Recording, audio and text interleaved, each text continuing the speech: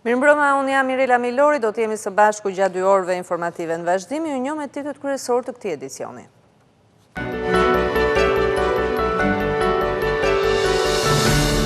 Valdrin Pjetri të riqet nga marrja e detyrës sekretarit bashkisë pas akuzave të Partisë Demokratike për një dënim në Itali. Reagon Basha, një kriminal më pak në politik, Këshilli Bashkiak në Shkodër konstituohet në datën 19 Gusht.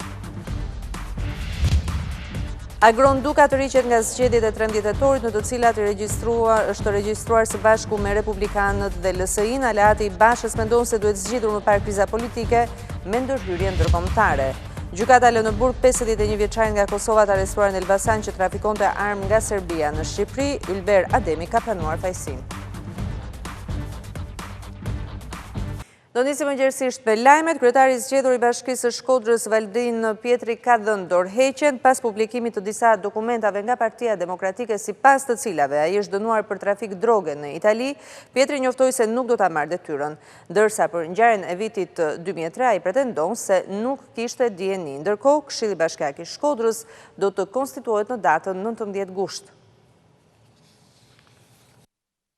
Valdrin Pjetri nuk do të marrë detyrën si kryebashkiak i Shkodrës. Ende pa dalë konkluzioni i prokurorisë shqiptare, fituesi socialist deklaroi dorëheqjen. Ngjarja që i ndërpreu karrierën për Pjetrin është e pakuptim dhe ai nuk ka gisht në trafikun e drogës, gjë për të cilën është dënuar në Itali në vitin 2003. Një ngjarje krejt banale ndodhur në mes të shokëve të mi bashk student, në të cilën unë nuk kam asnjë faje përgjegjësi e nuk i kam kushtuar rëndësi 17 vjet më parë, në moshën 20 vjeçare, u nxorr nga konteksti dhe rreth saj u ngritën akuza e linçime përtej çdo skrupulli morale njerëzor. Nuk e kisha menduar kurrë që një ditë do të gjendesha përballë akuzave të tilla, dhe sado i bindur të jem në pafajësinë time ligjore dhe pastërtinë morale të personit tim, me keqardhi u rrëfej se të tilla shpifje kanë shkaktuar dhimbje të mëdha te unë e familja ime dhe se unë kurrë nuk kam qenë pjesë e kësaj kategorie për të cilën sot akuzohem.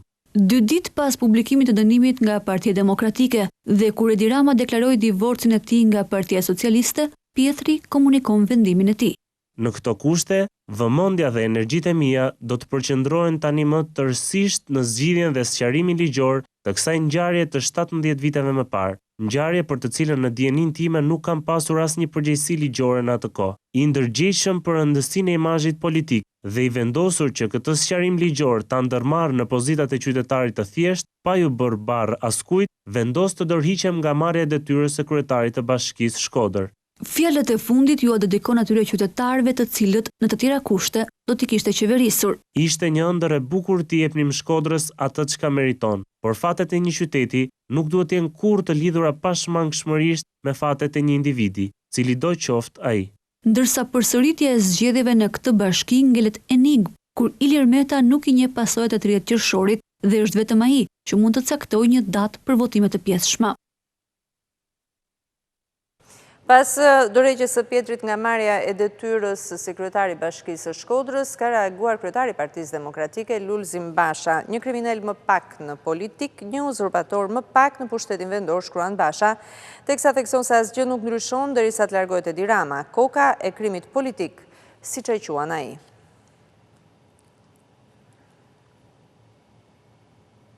Ndërkohë merret gjatë ditës Partia Demokratike ka denoncuar atë që e quan skenar të Edi Ramës për të uzurpuar me çdo kusht Bashkinë e Shkodrës. Sekretari ligjor Çlirim Gjata tha se prokuroria po zvarit verifikimin dhe se ligji antimafia nuk po vepron në rastin e Valdrin Pjetrit.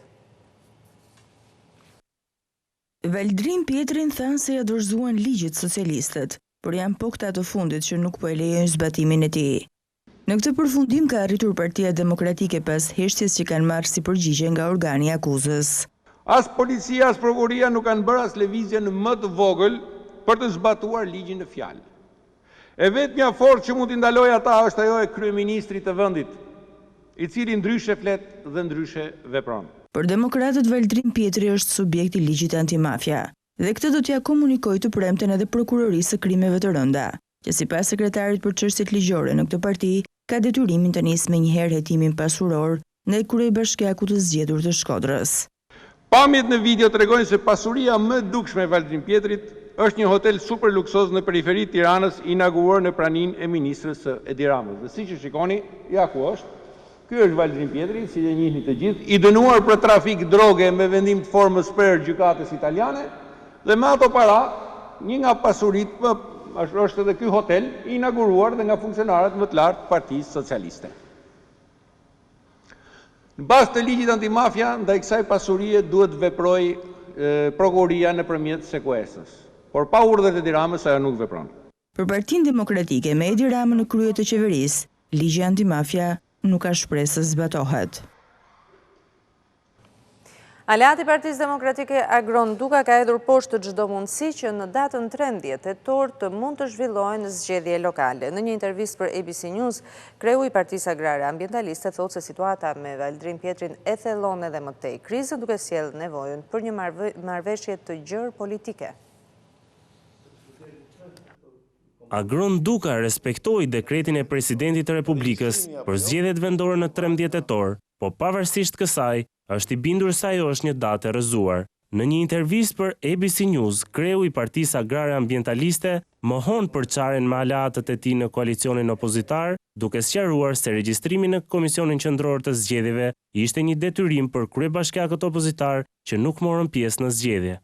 Ne në respekt të dekretit të presidentit, disa nga partitë opozitare u regjistruan për zgjedhjet e 13 tetorit. Ju thoni sa shanse ka, shanse zero ka që të bëhen zgjedhje.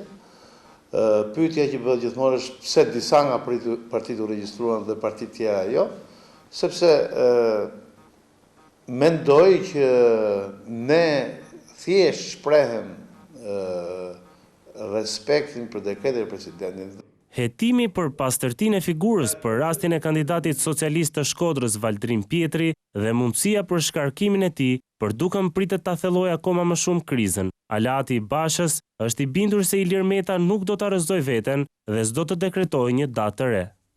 Situata që po kalojmë është pa kuptim. Ju bëni pyetje çfarë do bëhet me Shkodrën. Nuk ka matematikë që ta gjejë çfarë do bëhet.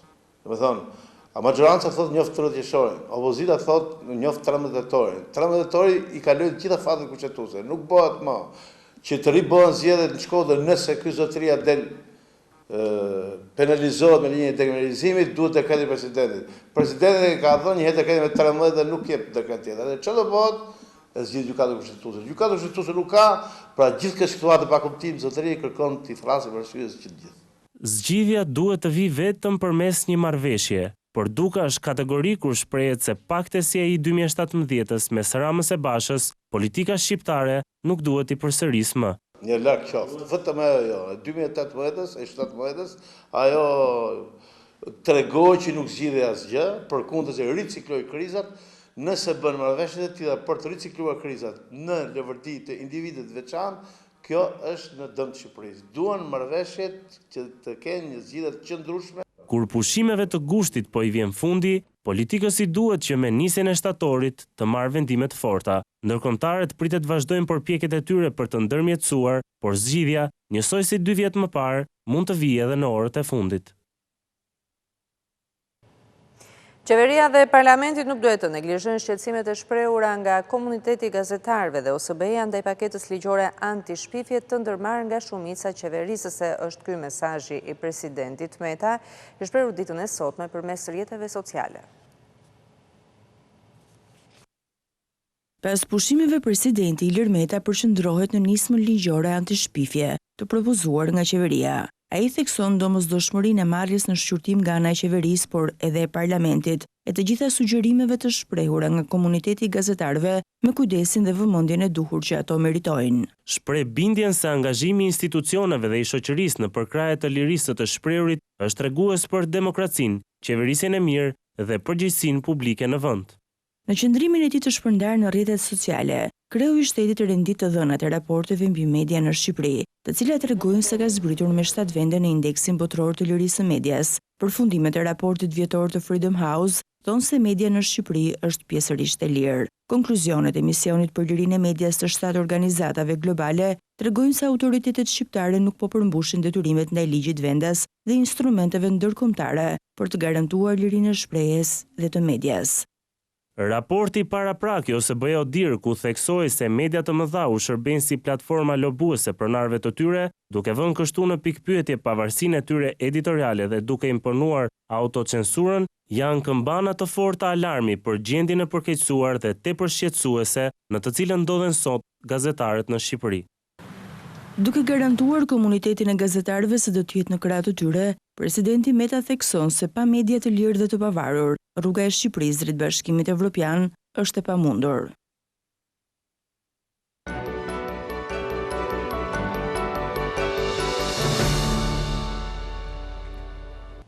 Gjykata e krimeve të rënda ka vendosur masën arrest në burg për 51 vjeçarin nga Kosova, i cili u arrestua me 19 pistoleta në Elbasan. Ylber Ademi akuzohet për trafik armësh dhe municionesh, por deri tani hetimet nuk kanë zbardhur asnjë detaj për këtë veprimtari.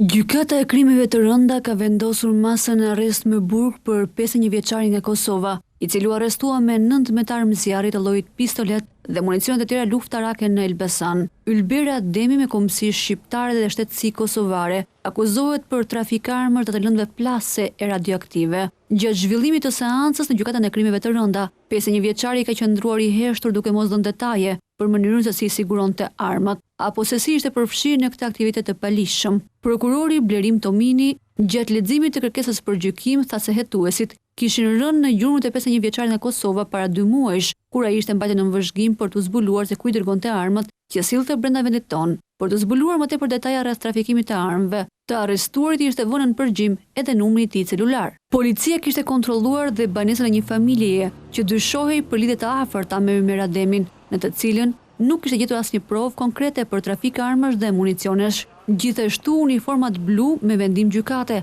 kanë bërë dhe stimulimet të akuzuarit për të zbuluar mënyrën se si siguronte armat. Avokati i Ademit Ramiz Billa ka pohuar në seancë se i akuzuari është penduar dhe se e pranon fajsin. Ademi u arrestua në 13 gusht në aksin rrugor Elbasan Peqin, duke transportuar në makinën e tij armë luftarake, municione dhe lëndë shpërthyese që i siguronte në Serbi e në vende të tjera dhe më pas i transportonte në Kosovë me destinacion final Shqipërinë. Nga veprimet e deritanishme proaktive ka rezultuar se 51 vjeçari ka shitur dhe më parë armë luftarake në Kosovë, Shqipëri e vende të tjera. Ndërkohë armat e sekuestruara dhe celularët po i nënshtrohen ekspertizës, e cila ende nuk ka mbritur në duart e organit të akuzës.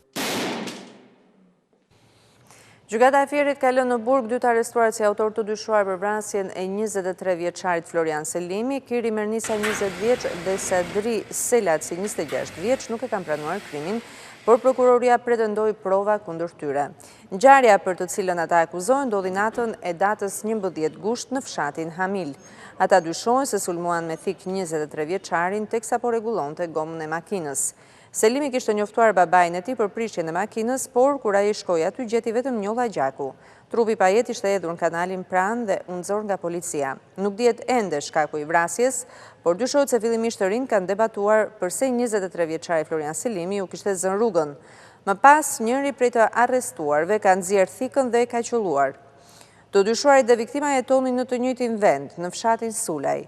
Familja e të ndjerit prej disa vitesh ishte shpërngulur nga tropoja në Fier.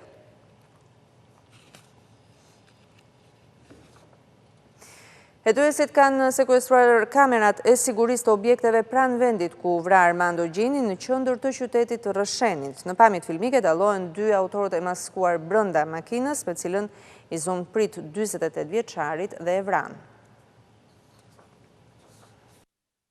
Hetuesit kanë zbuluar pamjet e makinës në momentin kur i bëri prit Armando Gjinit, por jo plotësisht portretin e vrasësve. Në filmimet e kamerave të sigurisë në objektet rreth vendngjarjes shikohen 2 autorë të maskuar, një në timon dhe tjetri që ka qelluar. Ata duket se ishin në dijeni të kamerave, ndaj pozicioni që ata kanë mbajtur kur kryen atentatin është me kurriz. Por megjithatë burimet i than ABC News se janë duke analizuar me detaje për të siguruar pamje të qarta për vrasësit, të cilët dyshohen se janë të paguar. Hetuesit kanë vendosur si pistë kryesore të shkuarjen e viktimës, por problemet e shumta të Gjinit me borxhet apo mundësia një hakmarrjeje të vjetër i komplikon hetimet. 48 vjeçari Armando Gjini u qellua me breshëri plumbash në qendër të Rrëshenit sapo kishte ndaluar makinën, nga ku kishin zbritur fëmijët dhe gruaja e tij. Atentatorët e dogjën mjetin e dalet të qytetit dhe janë larguar me një tjetër makinë. 3 muaj më parë, viktimës Gjini ju vendos të rritol në makinë, që shpërtheu pasi ai ishte larguar prej saj për të dërguar fëmijët në shkollë.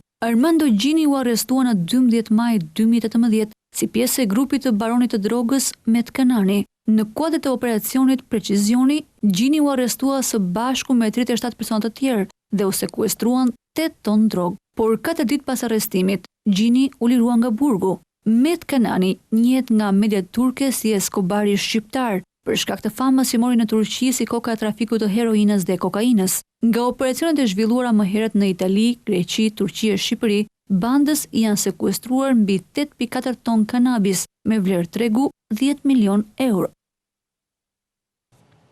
Ekstradohet nga Italia një prej personave të shpallur në kërkim gjatë mega operacionit të koduar One If by Land në kuadër të goditjes së kontrabandimit të personave me qëllim emigrimit drejt Shteteve të Bashkuara, Kanadas dhe Mbretërisë së Bashkuar.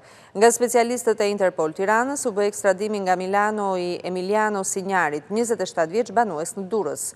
27 vjeçari ishte shpallur në kërkim ndërkombëtar në bazë të vendimit penal të vitit të 2018 të gjykatës së shkallës së parë të krimeve të rënda në Tiranë, e cila ka caktuar masën e sigurisë arrest në burg për veprën penale ndihma për kalim të paligjshëm të kufive, kryer në formën e grupit të strukturuar kriminal.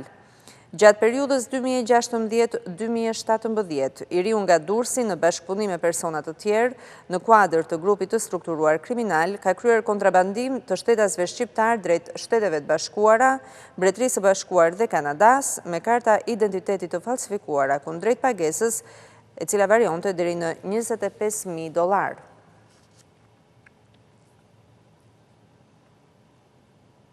Shtyhet në gjykatën penale të Tiranës seanca për shqyrtimin e kërkesës së ish drejtorit të Aluisnit Ferdinand Sheu, të cilit ju sekuestruan 1.5 milion euro. Seanca është shtyrë si pasojë e mungesës së prokurorit të çështjes, pasi ai ka marrë lejen. Ish drejtori i Aluisnit kërkon që t'i kthehen paratë e sekuestruara, pasi pretendon se ato janë të ligjshme. Ferdinand Sheu, përmes një banke private, ka tentuar transferimin e 1 milion eurove jashtë vendit me justifikimin për investime financiare, ndërkohë 500.000 euro të tjera i ka vendosur në depozit me afat. Sheu akuzohet për pastrim të produkteve të veprës penale, duke kryer disa investime në pasuritë e paluajtshme.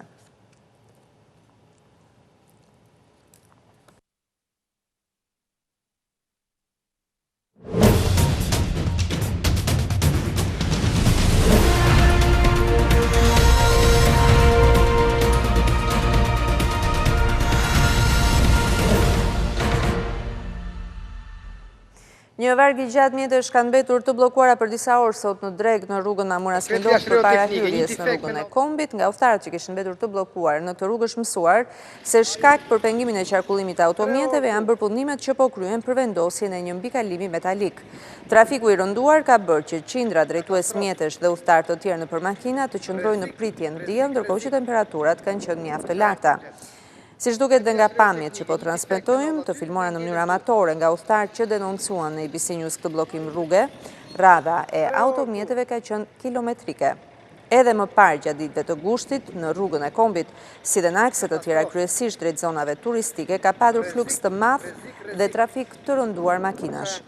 Kjo situatë ka lodhur dhe stresuar qytetarët dhe drejtuesit e makinave, të cilët mbeten në rrugë në kushte të vështira shpeshherë bashkë me familjet dhe fëmijët.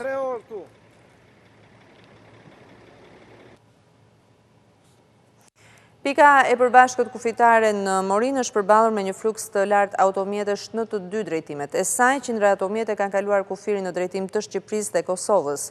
Policia të dy vendeve u është dashur të lejojnë kalimet e lira të mjeteve për të shmangur radhët e gjata. 6 sportele të Kosovës dhe 8 sportele të Shqipërisë nuk e kanë ndërprer punën për asnjë moment. Madje, për disa kohë janë përdorur edhe sportelet e destinuara për autobuset dhe mjetet e transportit, të cilat janë vënë në shërbim të qytetarëve. Kjo periudhë shënon edhe fluksin më të lartë përgjatë gjithë sezonit turistik. Edhe në fillim të kësaj jave, pati fluks të jashtëzakonshëm lëvizjesh, jo vetëm në pikën kufitare të Morinës, por edhe në rrugën e Kombit, duke krijuar rreth kilometrike automjetesh për orë të tëra.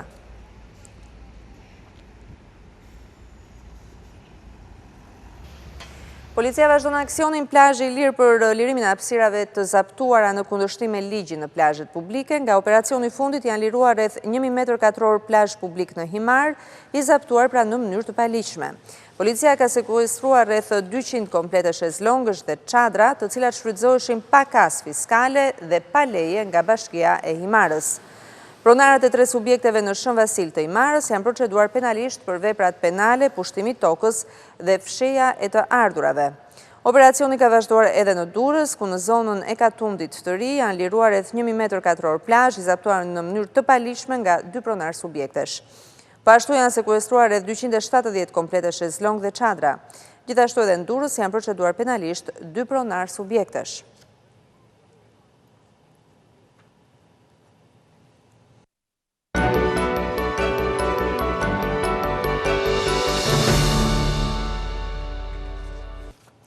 Hapësirat e vogla mes lagjeve këtu në Tiranë janë nënshtruar rikonstruksionit. Kryetari i Bashkisë Tiranës, Erion Velia, i përsëriti thirrjen ndaj banorëve që të aplikojnë për të rehabilituar edhe fasadat e pallateve. Kantier ndërtimi ka hapur Bashkia e Tiranës në rrugët kryesore e jo vetëm. Investime po kryen edhe në disa xhepa të vegjël, siç i quan kryebashkiaku Erion Veliaj, hapësirat midis blloqeve të banimit. Rruga Sotir Peqi është një prej tyre. Pra, në anën tjetër ne kemi rrugën e Durrësit, që është aksi komercial kryesor i Tiranës, aty ku lulëzon biznesi, aty ku vlera pronës është më e lartë, ndërkohë që sapo kalon rrugën midis bllokut të ambasadave që është si jashtë shtetit, edhe akseve kryesore janë këto xhepa të tipit no man's land, pra tokë e askujt. Kështu që jam i lumtur që kemi shfrytzuar verën, po dhe fondet e mbetura nga buxheti për këto mikroprojekte. Radhën e kanë fasadat e pallateve sipas kreut të Bashkisë së Tiranës. Këtu kërkon ndihmën e banorëve të zonës që të nxitojnë të zgjedhin administratorin dhe të aplikojnë për fondin e komunitetit për të bashkëfinancuar projektin me bashkinë. Lipset që dhe banorët të organizohen, të caktojnë një administrator, me administratorin t'u japim prap fonde që bashkë të bëjnë edhe pjesën e fasadave dhe gjithë bukuria që është në rrugën e Durrësit, edhe që janë lethimi fasadat që janë punuar me bashkinë, duhet që t'jenë dhe në pjesën e mbrapme, në rrugën Sotir Peqi apo dhe në gjithë xhepat e tjerë të Tiranës, por tani duke ndarë shpenzimin bashkë. Rekonstruksioni i rrugës Sotir Peqi, krahas asfaltimit të saj, përfshiu edhe rrjetin e ri të ujësillës kanalizimeve, vendosin e ndriçimit LED, trotuare, si dhe vendosin e sinjalistikës horizontale dhe vertikale. Qyteti Beratit është një nga destinacionet më të preferuara për turistët. Mbi 60.000 huaj kanë vizituar në këtë stin të nxehtë këtë qytet. Për turistët e huaj, Berati është një mrekulli i bërë nga dora e Zotit. Ata që vinë për herë të parë, janë befasuar me këtë qytet në të cilin çdo gur ka një histori për të treguar. Besohet që 60.000 turist vizituan Beratin muze, nga e gjithë bota, italian, anglez, norvegjez, spanjoll, sfiduan temperaturat e stinës për të parë tokën nën kujdesin e UNESCO-s. Good view for the new city. It's really nice. Qendra historike, Kalaja, është një nga pikat më të vizituara dhe më të dëshiruara. Edhe kryetari i Bashkisë Ervin Demo është i kënaqur me fluksin e turistëve. Atëherë numri i vizitorëve ka ardhur në rritje. Kjo është edhe brenda trendit të përgjithshëm që ka pësuar numri i vizitorëve në rang. Por patjetër Berati është një nga destinacionet kryesore të turizmit në vend dhe rrjedhimisht dhe vetë numri i vizitorëve në qytet tashmë është rritur. Nga dhënat që ne kemi, të cilat i marrim nga hyrjet në kala dhe nga vizitorët që shkojnë në muzet përkatës së qytetit, ne jemi rreth 60.000 të huaj vizitorë praktikisht, të cilët kanë vizituar qytetin tonë, të evidentuar në këto pika turistike. Por kjo nuk do të thotë që patjetër ka dhe turistë tjerë të cilët nuk mund të jenë të pasqyruar në statistikat zyrtare. Demo thotë se do të vazhdojnë investimet edhe në lagje të tjera për të përmirësuar imazhin e qytetit, kurse në paketa turistike tashmë nuk do të jenë vetëm 3 lagjet muzeale, por do të përfshihen edhe ato turistike të njësive administrative, Drobonik e Qavdardh. Sot është 15 gusht, është festa e Shënmërisë për besimtarët ortodoks, kanë qenë të shumtë ata që kanë vizituar manastirin e Zvërnecit, manastirin e Shënmërisë. Me qërinj në duar ju drejtuan portës së manastirit të Shënmërisë në ishullin e Zvërnecit. është dita e lindjes së Shënmërisë dhe ortodoksit e kremtojnë çdo 15 gusht. Besimtarëve ju bashkuan edhe turistë e pushues të shumt. Sipas traditës, natën qëndrohet zgjuar rreth manastirit, kurse ditën festohet. Kemi ardhur nga Greqia, është fshati jonë shumë i bukur, njerëzit të gjithë të lumtur i shoh. Për ata që kujtojnë Shënmërinë, do të thotë më shumë lehtësim dhe besim për të ardhmen. Është dita e Shënmërisë, e cila ajo ka lindur, edhe festohet ashtu si të gjithë shëntorët e tjerë. Dafina çfarë simbolizon? Kjo fjellmbarësi në shtëpi. Edhe unë marr vit për vit, dhe këtu dhe në Greqi. Në kremtim shkoi edhe kryetari i Bashkisë së Vlorës Dritan Leli. Bashkë me priftin e kishës, Atjani Tereziu bën dhe urimin e ditës. Gëzuar Pashkën e vogël ose festën e hyjlindjes ose Shënmërisë së Gushtit, të kenë sa më shumë harmoni me njëri tjetrin. Të luteshim sepse edhe në lutjet e përditshme dhe të mbrëmshme të sotshme në kishën tonë ishte më shumë e destinuar për paqen, harmoninë dhe për të gjetur mirëkuptim të gjithë shqiptarët kudo që janë, jo vetëm ortodoksët. Me ndërtimin e urës së Zvërnecit është rritur numri i vizitorëve për ditën e 15 gushtit. Simbolik është edhe marrja me vete e degës së Dafinës, që gjendet në afërsi të manastirit. Ajo futet në shtëpi duke besuar se sjell fat.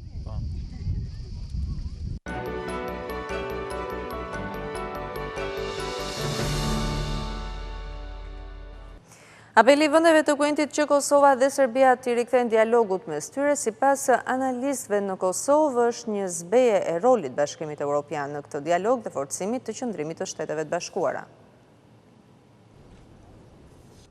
Thirrja e vendeve të Kuentit këtë javë që të rinisë sa më shpejt dialogu Prishtinë-Beograd me ndërmjetësimin e Bashkimit Evropian e forcon edhe më shumë bindjen e analistëve se kjo çështje nuk do të kalojë në duar të vendeve evropiane si Franca e Gjermania, siç pretendonte kryeministri në dorëheqje Ramush Haradinaj. Franca dhe Gjermania, si dy shtete më qendrore të Bashkimit Evropian, mund të vazhdojnë të luajnë një rol më aktiv në procesin e dialogut, por besoj që ky proces do të vazhdojë të ndërmjetësohet nga përfaqësuesja e lartë e politikës jashtme, e cila pra është edhe përfaqësuese e Bashkimit Evropian. Kemi dëgjuar që mund të ketë nga Shtetet e Bashkuara dhe një rol më aktiv edhe të Shteteve të Bashkuara në këtë proces. Për analistin Fisnik Halimi, këtë dialog vetëm formalisht do ta udhëheqë Bashkimi Evropian, por do të jetë e sponsorizuar nga Shtetet e Bashkuara të Amerikës dhe do të garantohet nga Rusia. Fuqia e Bashkimit Evropian për të arritur marrëveshje të mëdha politike është inekzistente dhe së këndemi sponsor kryesor i marrëveshjes së ardhshme mes Kosovës dhe Serbisë do të jetë Shtetet e Bashkuara të Amerikës dhe do të mbetet ndërsa do të garantohen nga Federata Ruse. Ndërsa çështja e korrigjimit të kufive do të jetë sërish në tavolinën e bisedimeve. Çështja e korrigjimit të kufive nuk është heqë në asnjë moment nga tavolina e bisedimeve. Kuvendi, legislatura e ardhshme e Kuvendit të Kosovës do të jetë para një akti të kryer për të votuar pikërisht atë marrëveshje. Dialogu Prishtinë-Beograd aktualisht është stopuar pas taksës së vënë nga qeveria e Kosovës ndaj produkteve serbe. Blerta Dalloshi Berisha, ABC News, Prishtinë.